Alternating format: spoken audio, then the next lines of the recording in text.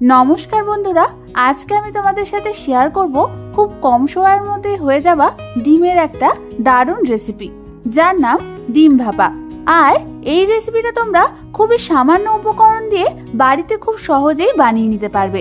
তাহলে চলো এটা করতে আমাদের কি কি লাগছে সেটা দেখে নিই। আর আমি সুস্মিতা তোমাদেরকে আমার চ্যানেল ইয়ামিটস বাংলাতে স্বাগত জানাই। এই রেসিপিটা বানানোর জন্য আমি এখানে 6খানা সেদ্ধ ডিম নিয়ে নিয়েছি। এবার প্রথমে আমাদের এই ডিমগুলোকে ছুরির সাহায্যে মাঝখান থেকে অর্ধেক করে কেটে নিতে হবে। আমাদের সমস্ত ডিমগুলো দুভাগ করে কাটা হয়ে গেছে। এবার এগুলোকে সরিয়ে রেখে অন্যদিকে একটা মিক্সার গ্রাইন্ডার জারের মধ্যে আমি দিয়ে দেব হাফ কাপ পরিমাণ নারকেল কুচি, 1 টেবিল চামচ কালো সর্ষে, 1 চামচ সাদা সর্ষে, 1 টেবিল চামচ পরিমাণ পোস্ত, 2খানা কাঁচা লঙ্কা আর দিয়ে দেব হাফ চামচ পরিমাণ নুন। এবার সবগুলোকে আমাদের একবার মিক্সার গ্রাইন্ডার জারে ঘুরিয়ে নিতে হবে। একবার ভালো মতো ঘুরিয়ে নেওয়ার পর মিক্সার গ্রাইন্ডারের ঢাকনাটা খুলে আমি ওর মধ্যে দিয়ে দেব হাফ কাপ পরিমাণ জল। তারপর জলটা দিয়েও এটার একটা আমাদের স্মুথ পেস্ট বানিয়ে নিতে হবে। আমাদের কিন্তু সমস্ত কিছুর স্মুথ পেস্ট রেডি হয়ে গেছে। এবার আমি অন্যদিকে গ্যাস জ্বালিয়ে একটা তাওয়া বসিয়ে নিলাম আর তার মধ্যে দিয়ে দিলাম 1 টেবিল চামচ পরিমাণ সর্ষের তেল। তেলটা হালকা গরম হয়ে এলেই আমি ওর মধ্যে একে একে কেটে রাখা ডিম সেদ্ধগুলোকে দিয়ে দেব।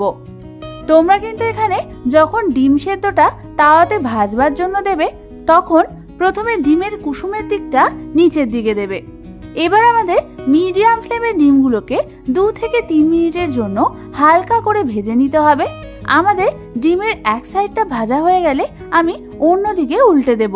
তারপর ওই দিকটাও হালকা করে আমাদের ভেজে নিতে হবে।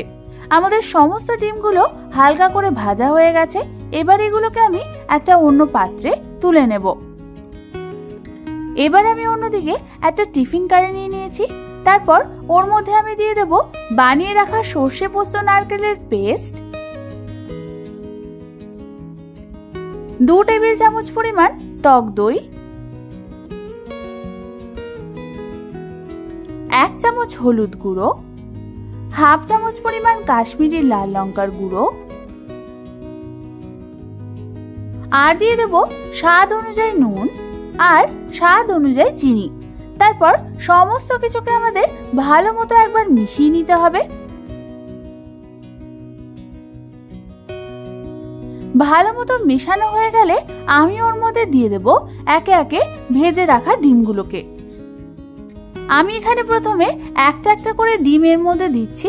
তারপর চামচের সাহায্যে এই ডিমের গায়ে ভালো মতো এই মশলাগুলো কোট করে নিচ্ছি। ঠিক একই পদ্ধতিতে আমি সমস্ত ডিমগুলোকে ভালো করে মশলার সাথে কোট করে নেব। এই প্রসেসটা করলে তোমাদের ডিমের মধ্যে ভালোভাবে সমস্ত ফ্লেভারগুলো ঢুকবে। এবার আমি এর উপর দিয়ে দেব 3টে চেরা কাঁচা লঙ্কা আর দিয়ে দেব 1 টেবিল চামচ পরিমাণ কাঁচা সর্ষের তেল। এবার আমি টিফিন কারির ঢাকনাটা বন্ধ করে দেব। তারপর এটাকে স্টিমে বসানোর জন্য অন্যদিকে আমি একটা কড়াইতে কিছুটা জল গরম বসিয়ে দিয়েছিলাম। জলটা ভালো মতো গরম হয়ে এলে আমি এর মধ্যে একটা স্টিলের স্ট্যান্ড এইভাবে বসিয়ে দেব। তারপর ওর ওপর আমি বসিয়ে দেব টিফিন কারিটাকে। এবার আমাদের এটাকে ঢাকনা চাপা দিয়ে লো ফ্লেমে স্টিমের জন্য বসাতে হবে 10 থেকে 15 মিনিটের জন্য। 10 থেকে 15 মিনিট পর গ্যাসটাকে বন্ধ করে আমি ঢাকনা সরিয়ে এটাকে রেস্ট হতে রেখে দেব আরো 5 মিনিটের জন্য। 5 মিনিট পর টিফিন কারির ঢাকনাটা খুলে তোমরা দেখো আমাদের ডিম ভাপা কিন্তু একদম রেডি হয়ে গেছে। কি দেখি খেতে ইচ্ছা করছে তো? গরম গরম ভাতের সাথে কিন্তু এটা দারুণ লাগে খেতে। এই রেসিপিটা ভালো লাগলে একটা লাইক করে দিও। আর এরকম দারুণ দারুণ রেসিপি পেতে হলে আমার চ্যানেলটাকে ঝটপট সাবস্ক্রাইব করে নাও। আজ তাহলে এ পর্যন্তই। আমি আবারও চলে আসবো তোমাদের কাছে নতুন কোনো রেসিপি নিয়ে।